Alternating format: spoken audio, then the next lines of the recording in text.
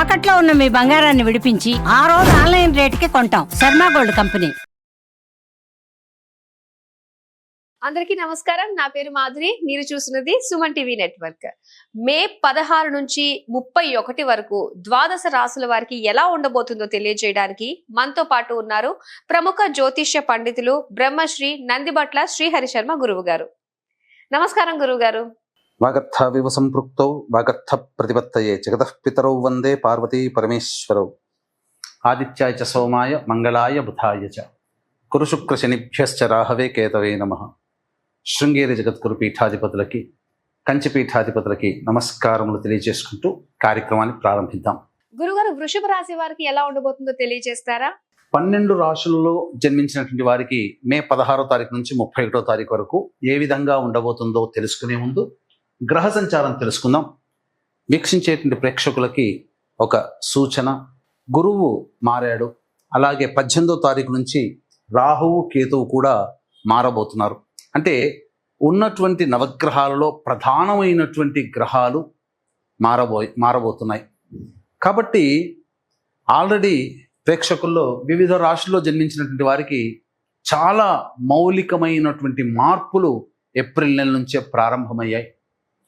కాబట్టి భవిష్యత్తు ఎలా ఉండబోతుంది, ముఖ్యంగా ఈ మే నెలలో 16 నుంచి 31వ తారీఖు వరకు ఎలా ఉండబోతుంది అనేటువంటి విషయాన్ని తెలుసుకునే ముందు గ్రహ సంచారం తెలుసుకుందాం. మేషంలో బుధుడు, అలాగే వృషభంలో రవి, మిథునంలో గురువు, కర్కాటకంలో కుజుడు, అలాగే 18వ తారీఖు నుంచి కేతువు సింహంలో, రాహువు కుంభంలో. ఇక చూసుకున్నట్లయితే వెరసి ప్రధానంగా 3 గ్రహాల కలయిక మీనరాశిలో శుక్రుడు శని రాహు యొక్క కలయిక. ఇది ప్రధానంగా గమనించదగినటువంటి విషయం.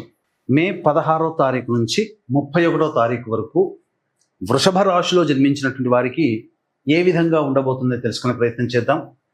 రాశిలోనే ప్రధానంగా రవి స్థితి పొంది ఉండడం, ఈ కారణం చేత ప్రధానంగా ఉద్యోగ సంబంధమైనటువంటి వ్యవహారాల్లో ఉన్నటువంటి వాళ్ళకి కార్యహాని, తలపెట్టినటువంటి పనులలో ఆటంకాలు అనేటువంటివి ఉంటాయి. ఇక ప్రభుత్వ పరంగా పనిచేస్తున్నటువంటి ఉద్యోగస్తులు జాగ్రత్తలు పాటించండి. ప్రభుత్వంతో లావాదేవీలు కానీ, ప్రభుత్వంలో పనిచేస్తున్న ఉద్యోగస్తులు కానీ జాగ్రత్తలు పాటించండి. మీది కాని పనిని మీ మీద వేసుకోవడం వల్ల సమస్యలు తెచ్చుకుంటారు. ముఖ్యంగా మీరు చేయనటువంటి పనికి అవమానాలు పడాల్సినటువంటి పరిస్థితి ఏర్పడబోతుంది. ఇక 2వ స్థానంలో గురుని యొక్క సంచార ప్రభావం, ఇది ధనపరమైనటువంటి కుటుంబపరమైనటువంటి సమస్యల్ని అధిగమించగలుగుతుంది. తద్వారా గురువు యొక్క అనుగ్రహం సంపూర్ణంగా ఉండడం వల్ల కుటుంబంలో ప్రశాంతత నెలకొని ఉంటుంది అని చెప్పవచ్చు. ఇక 3వ స్థానంలో కుజుడు స్తంభించి ఉండడం కూడా, ఇది కూడా వృషభ రాశిలో జన్మించినటువంటి వారికి చక్కటి అవకాశము. అనుకున్నటువంటి పనులు ఇతరుల యొక్క సలహాలు, సహాయ సహకారాలతో ఈ వృషభ రాశి వారు పూర్తి చేసుకుంటారని చెప్పవచ్చు. ఇక 4థంలో ఉన్నటువంటి కేతుగ్రహ ప్రభావము, దశమంలో ఉన్నటువంటి రాహు యొక్క ప్రభావము తలపెట్టినటువంటి కార్యంలో కొన్ని ఆటంకాలు అనేటువంటివి సూచించబోతున్నాయి. కాబట్టి జాగ్రత్తలు పాటించాలి. ఇక 11వ స్థానంలో శుక్రుడు శని రాహువు, 18వ తారీఖు వరకు రాహువు. కాబట్టి ఈ శుక్ర శనుల యొక్క ప్రభావము లాభస్థానంలో ఉన్నటువంటి కారణం చేత విశేషమైనటువంటి ప్రధానంగా అలంకార ప్రాప్తి, వస్తు ధన ప్రాప్తి. అంటే ఏదైనా వస్తువులు కొనుగోలు చేయాలి అనుకున్నటువంటి వాళ్ళు, గృహంలో ఏదైనా గృహోపకరణాలు కొనుగోలు చేయాలి అనుకున్నటువంటి వాళ్ళకి మంచి సమయంగా చెప్పవచ్చు. మీరు అనుకున్న ఎన్నాళ్ళ నుంచో ఎదురు చూస్తున్నటువంటి గృహోపకరణాలు, ఆభరణాలు, ఇవన్నీ మీరు వస్తువులు ఏదైనా కానీ ఎలక్ట్రానిక్ వస్తువుల మార్పు ఈ 16 రోజుల లోపల జరిగిపోతుందని గ్రహ సంచార ప్రభావం తెలియజేస్తుంది. ఇక 12వ స్థానంలో బుధుని యొక్క సంచార ప్రభావము, ఇది అనుకూలత లేదు. పెట్టుబడులు పెట్టేటువంటి వాళ్ళకి అనుకూలంగా ఉండదు, వ్యాపారస్తులకి అనుకూలంగా ఉండనటువంటి కారణం. కాబట్టి ఏం తెలియజేస్తుంది గ్రహ సంచారము? మీరు ఎటువంటి డబ్బులు పెట్టుబడి పెట్టి ఎటువంటి వ్యాపార విస్తరణ లేదా నూతన వ్యాపారం చేయడానికి అనుకూలము కాని సమయము ఈ వృషభ రాశి వారికి అని చెబుతుంది. స్పెక్యులేషన్స్ రంగంలో ఉన్నటువంటి వాళ్ళు, అనగా స్టాక్ మార్కెట్లో పెట్టుబడులు పెట్టేటప్పుడు జాగ్రత్తలు పాటించండి. అధికమైనటువంటి నష్టాలని ఈ యొక్క వృషభ రాశిలో జన్మించినటువంటి వారు చవి చూడబోతున్నారు. ఇక వివాహం కావలసినటువంటి అబ్బాయిలకి అమ్మాయిలకి వివాహ సంబంధాలు నిశ్చయమవుతాయి. అలాగే సంతానం కోసం ఎదురు చూసేటువంటి వాళ్ళు కొంతకాలం వేచి చూడక తప్పదు. ఆల్రెడీ కన్సీవ్ అయినటువంటి మహిళలు డాక్టర్ గారి సలహాల మేరకు మీరు ఆరోగ్యపరంగా జాగ్రత్తలు పాటించండి అని ఈ యొక్క గ్రహ సంచార ప్రభావం వలన మనకు తెలియచేయబడుతుంది. అయితే ఇక్కడ గమనించుకున్నట్లయితే ఈ వృషభ రాశి వారికి 16, 17వ తారీఖుల్లో ఖర్చులు అధికంగా ఉంటాయి. అనవసరమైన ఖర్చులు కలుగుతాయి. మనస్సు ప్రశాంతంగా ఉండదు. ఏదో ఒక భయం వెంటాడుతుంది, ఏదో జరిగిపోతుందనే ఒక ఆందోళన మిమ్మల్ని కలిచివేస్తుంది. ఇక 18, 19, 20వ తారీఖులో గనక గమనించుకున్నట్లయితే సంతానం మూలకంగా ఖర్చుల సమస్యలు, ఇబ్బందులు పెరుగుతాయి. ఆస్తి సంబంధమైనటువంటి వివాదాల్లో కొంత వివాదాలు చోటు చేసుకుంటాయని చెప్పవచ్చు. మీ ఆరోగ్యం పట్ల శ్రద్ధ వహించాల్సినటువంటి పరిస్థితి అని చెప్పవచ్చు. ఇక 21, 22వ తారీఖులో కనుక చూసుకున్నట్లయితే ప్రధానంగా మీరు ఏదైతే అనుకుంటారో, ఏ వృత్తిలోనైతే కొనసాగాలి, లేకపోతే ఏ ఉద్యోగంలో అయితే రావాలని కోరుకుంటారో అటువంటివన్నీ కూడా సంప్రాప్తించుకునేటువంటి అవకాశము ఈ యొక్క వృషభ రాశి వారికి చెందబోతుంది. ధనపరమైనటువంటి సమస్యలు తీర్చుకుంటారు. అలాగే ఉద్యోగంలో, వృత్తిలో, వ్యాపారాల్లో మీ పేరు పెరుగుతుంది. తద్వారా మీకు మంచి యోగ్యత కలుగుతుందని చెప్పవచ్చు. ఇక 23, 24వ తారీఖులో చూసుకుంటే అన్ని విధాలుగా వ్యాపారం, వృత్తి, ఉద్యోగాల్లో ఉన్నటువంటి వాళ్ళకి సంపూర్ణమైనటువంటి యోగదాయకమైనటువంటి కాలము. ధనపరమైనటువంటి సమస్యల్ని తీర్చుకుంటారు. అన్ని విధాలుగా ఆనందదాయకంగా ఉంటుంది. ఇక వీక్షించేటువంటి ప్రేక్షకులకి గమనిక, ఈ యొక్క హనుమత్ జయంతి సందర్భంగా మే 22వ తారీఖు రోజున జాతకరీత్యా అన్ని రాశులలో జన్మించినటువంటి వారికి, ఎందుకనంటే గురువు, రాహువు, కేతు, శని 4 రాశులు, 4 గ్రహాలు రాశులు మారాయి కాబట్టి 12 రాశుల వారికి ఇబ్బందికర పరిస్థితులు అనేటువంటివి ఉంటాయి. ముఖ్యంగా వృషభ రాశి వారికి కొంత సమస్యలు అనేటువంటివి ఉంటాయి. కావున ఈ యొక్క హనుమ జయంతి సందర్భంగా మన్యు సూక్త హోమము, అలాగే శనీశ్వర హోమము, అఘోర పాశుపత మంత్ర హోమం, వివాహము, విద్య, ఉద్యోగము, దాంపత్యము, సంతాన సమస్యలకి వివిధ రకాల హోమాది కార్యక్రమాలు అనేటువంటివి సర్వదోష నివారణ పూజల హోమాల్లో భాగంగా చేయించడం జరుగుతుంది.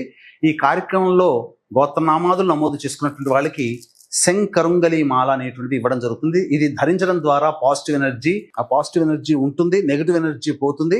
ముఖ్యంగా వాహనాన్ని నడిపేటప్పుడు వాహన ప్రమాదాలు చోటు చేసుకోకుండా ఇది కాపాడగలుగుతుంది.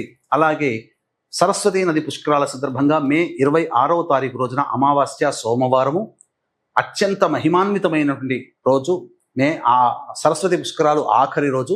సరస్వతీ నదీ తీర ప్రాంతంలో తండ్రి వైపు, తల్లి వైపు 3 తరాలలో మరణించినటువంటి వారి ఆత్మతృప్తి కోసం పిండ ప్రదాన కార్యక్రమం, తర్పణాది కార్యక్రమాలన్నింటినీ చేయించడం జరుగుతుంది. అవకాశం ఉన్న వాళ్ళు కార్యక్రమం తదనంతరం కాంటాక్ట్ చేసి మీ గోత్రనామాదులు నమోదు చేసుకోవచ్చు.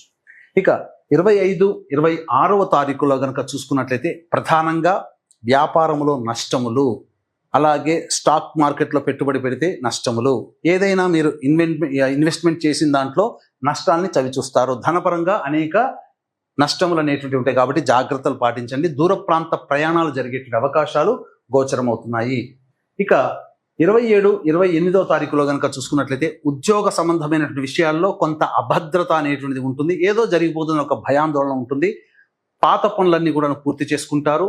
విందులు, వినోదాల్లో కుటుంబ సభ్యులతో ఆనందంగా పూర్తి చేసుకుంటారు. బాధ్యతల్ని పూర్తి చేసుకుంటారని చెప్పవచ్చు. ఇక 29, 30వ తారీఖులో కనుక చూసుకున్నట్లయితే ధనపరమైనటువంటి సమస్యలన్నీ కూడా తీర్చుకుంటారు. కాకపోతే కుటుంబ సభ్యుల ప్రేమని పొందలేకపోయామనేటువంటి బాధ ఆ 2 రోజుల్లో మిమ్మల్ని కలిచివేస్తుంది. 31వ తారీఖులో కనుక చూసుకున్నట్లయితే అన్ని విధాలుగా ఆనందదాయకంగా ఉంటుంది. సమయానికి సహాయ సహకారాలు మీకు కలిసి వస్తాయి.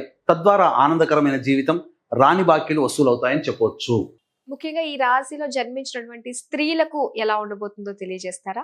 ఈ యొక్క వృషభ రాశిలో జన్మించినటువంటి మహిళలకి బాధ్యతలు పెరగడమే అనే తప్ప అన్ని విధాలుగా ఆనందదాయకంగా ఉంటుంది. ఇంతకు ముందు మిమ్మల్ని అవమానించిన వాళ్ళే మిమ్మల్ని పిలిచి సాదరంగా మిమ్మల్ని గౌరవిస్తారు, మీ మాట వింటారు. ముఖ్యంగా కుటుంబంలో మీ మాటకి విలువ పెరుగుతుంది. మీ మాట తూచా తప్పకుండా అందరూ పాటిస్తారు. అన్ని విధాలుగా మీకు సహాయ సహకారాలు, తోడుగా నీడగా మీ కుటుంబ సభ్యులు ఉండడం వల్ల ఆనందకరంగా జీవిస్తారు. కాకపోతే బాధ్యతలు పెరగడము, శారీరక శ్రమ, మానసిక ఒత్తిడి అధికంగా ఉంటుందని చెప్పవచ్చు.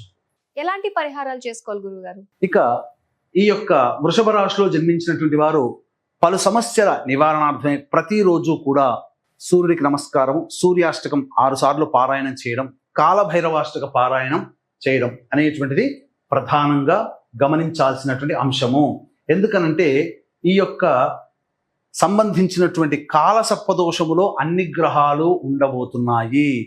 కావున అన్ని రాశుల వారికి ఇబ్బందికర పరిస్థితులు. అందుకనే ఈ యొక్క సమస్యల నుంచి బయటపడడం కోసం 22వ తారీఖు రోజున సర్వదోష నివారణ పూజల హోమాలు అన్ని రాశుల వారికి, 26వ తారీఖు రోజున పితృదేవతలు అనగా మీ తండ్రి వైపు తల్లి వైపు మరణించిన వారి ఆత్మతృప్తి కోసం సరస్వతీ నదీ తీరంలో పుష్కరాల సందర్భంగా పిండ ప్రదాన కార్యక్రమాలు అనేటువంటివి చేయించడం జరుగుతుంది. అవకాశం ఉన్న వాళ్ళు కార్యక్రమ తదనంతరం కాంటాక్ట్ చేసి మీ గోత్రనామాలు నమోదు చేసుకోవచ్చు. వృషభ రాశి వారి ఫలితాలు తెలియజేసినందుకు ధన్యవాదాలండి. సర్వం శ్రీ ఉమామహేశ్వర పరబ్రహ్మార్పణమస్తు.